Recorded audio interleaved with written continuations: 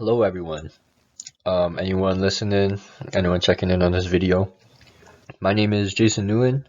I'm with my colleagues Arsan, Gordy, and Miroslav. And today we're here to present to you some key tricks and tips for academic success during the school year. One of the first tricks and tips into achieving academic success is having mental and general preparation before heading into the school year. Having a great mentality and being physically prepared for school is one of the key tips into achieving academic success. These include understanding yourself and organization of key tools, materials, resources, etc.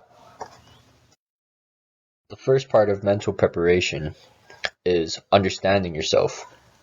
This includes understanding which type of learning works best for you. Is it one-on-one with your instructor? Do you work better when there's videos, pictures, any visual representations to help guide your learning? Or are you a better learner by yourself? Do you work better when you're just clearly by yourself in your room without the help of others? Do you work better when you're asking questions? The key point is figuring out which step works best for you so you can efficiently use your ways to learn. The second part of this is asking yourself, are you ready to learn? Is this the right time for you to start learning? You need to figure out if you are 100% motivated and you are focused into going into this next semester. Because if you go into school and you only put in about 50% of your effort, then you're not really applying yourself properly. To have a clear, successful academic school year, you need to make sure you're 100% focused and always stay key to the task. The second step to general and mental preparation is organization. Here on my title, I have organization is key, and I 100% believe that. Organization includes rearranging your learning environment for maximum efficiency. These can include your room, your office, or a workspace. Having a clean and tidy workspace can help you access materials and resources more efficiently. It can also help you learn by having an organized environment around you. Having a schedule of your classes keeps you organized by letting you know what classes you have and what time they will happen. The syllabus or course outline is essential when you are taking any class. The information in the syllabus provides the due dates of assignments, the weight of each assignment, and a brief description of how your instructor wants you to approach your task. The next thing I have is folders and binders. Folders and binders can also help you organize the notes and exercises of each class that you have. I would highly recommend organizing all work and notes for one class into one folder, and continue to do it for each class that you have. Having clear and organized notes can be helpful if you would like to refer back to your notes. Having clear notes can help you obtain key points that your instructor has discussed. In this day and age, technology is also essential. Using digital resources like Google Drive, Google Docs, and such can help you stay organized. A day planner is what I find to be very effective for myself. I organize by the day and I put down what I have to do that day and what assignments I should be doing if I have free time. A day planner has helped me stay on course during this school year. The last point I have is a routine. An example of a routine is having a certain time when you study, what time you should take breaks, when you go eat, and when you sleep. Having a routine can keep you very organized instead of doing what you want when you feel like it. The next thing that we're going to be talking about is initiating the learning process. So the very first thing you're going to be doing is, depending on the institution that you were accepted in, you would go onto their website and go to your program and see what courses you have to take. So Mount Royal University and University of Calgary and even State have tabs where you can look at the program that you're in, and you can see what your core requirements are and the electives you need to take and all of that stuff. So that is the very first thing you should be doing. After you understand what courses you have to take, you should make a plan as to what courses you're going to take year by year. And then if you need more help after that, you should go see a guidance counselor during the first day of the orientation. So when you're choosing your classes, it's very important that before class starts, you know your professor's contact information and you've read over the course outline.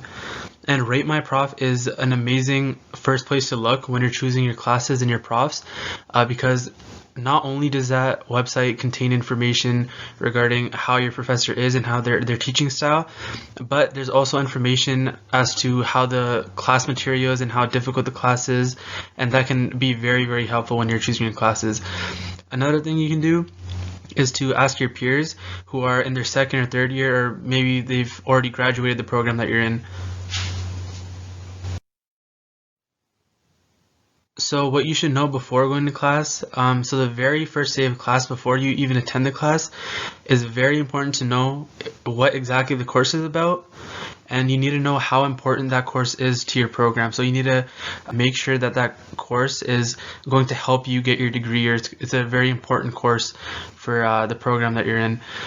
And the most important thing I can say is to read the outline. I can't stress this enough. Before going into class, you need to read the outline so you know exactly what the class is about and their requirements and all of that stuff. So I would definitely read the outline before going in. So for financial aid and student loans, if you need a loan for your education, you should go to Alberta Student Aid. And once you're on that website, there's a step-by-step on how to get your loans, and it's a pretty easy process, and the website will tell you everything. And loans are very low interest, and they're easy to get, and generally you pay them back after you graduate. And so many students take loans. So just don't feel overwhelmed or anything, because I know at the start when you're taking loans it can be very overwhelming, but a lot of students are taking loans, and it ends up working out. And if you have any learning disabilities at all, it's very important to declare them, as you'll get all of the help that you need. So for example, if you have any learning disabilities, you can get additional time on assignments or additional time on exams and stuff like that. So it's very important to declare those at the start. One of the most important skills to learn early when starting schooling is time management. Not only how you manage your time during school, but after school as well. This includes sleeping schedule, exercise, and finding time to entertain yourself.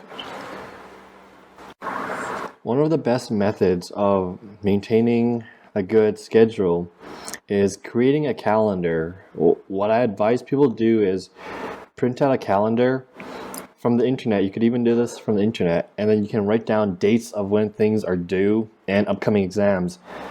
And it helps you it gives you a visualization of what to do and when to prepare for big assignments. Sometimes having a calendar will still fail because you might be too busy, or you might have made a mistake in your calendar. But don't let that discourage you, because what matters is the fact that you prepared and you tried your best. You picked it up where you failed and you tried it again. The next few slides will be more focused on university level education, and I hope it is useful to those who do plan to attend secondary education. Now, the first advice I have for students is the workshops. Typically, when schools are not closed down, workshops are like an extra class where you get to learn a new skill that is focused on university classes. So there will be workshops on how to write proper citation, proper grammar, and stuff like that. Make sure you keep an eye out for them. And many of my professors recommend we go to workshops. It turns out millions of dollars of scholarship money goes unused every year. And this is because a lot of the students do not even attempt to apply for these scholarships. It doesn't hurt to try to apply for them. It doesn't cost you anything. Only a few minutes for an application. And the worst thing that can happen is you get rejected, but that's about it. Ask your local university what scholarships are available, and ask them where you can find upcoming scholarships. very valuable tool to succeed in university. Having extra money could be a lifesaver. It could help you buy a new laptop, new textbooks, so on and so forth. Make sure you keep an eye out for scholarships. My last advice for people who want to do secondary education, including university, do not cheat, all right?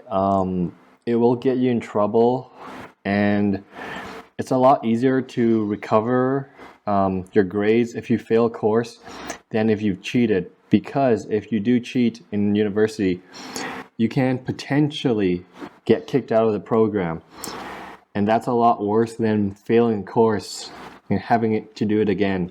All right? Best of luck out there if you're planning to go to university. Do not cheat. The last thing we're going to talk about is dealing with stress. We believe this section deserves to be separated from the previous one because it's very important. Many times, students will find themselves overwhelmed by the various assignments and activities they are given. Being overwhelmed may result in significant loss of motivation and ultimate failure. More importantly, if you do not eliminate your stress early on, it can lead to depression, which will only get worse and worse as time goes on. In fact, those of you who've dealt with tragedies in the past may have already suffered depression and know exactly how bad it can be. If you find yourself overwhelmed and experiencing stress, your school may offer some level of counseling. It will be confidential, and talking to someone about your issue directly can be of great help. The advices they're going to give you have a high chance of success, since these people have to deal with many other students with similar issues. Also, if you find yourself struggling with assignments or tests, make sure you ask the office if there is a way for them to assist you. For instance, since English isn't your first language, many times, especially in high school, you will be granted extra time to work on things. In all cases, it's important to understand that the best way to reduce stress is to study. Not only that, but you need to study effectively, regularly, and efficiently.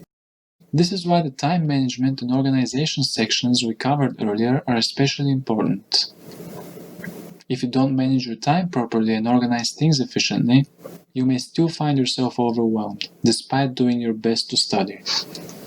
Lastly, it's also very important to have a decent social life outside of school. For example, your friends, as well as any other activities you participate in. Things like sports, clubs, and meetings. All of these things will be of tremendous help when it comes to lowering your stress levels.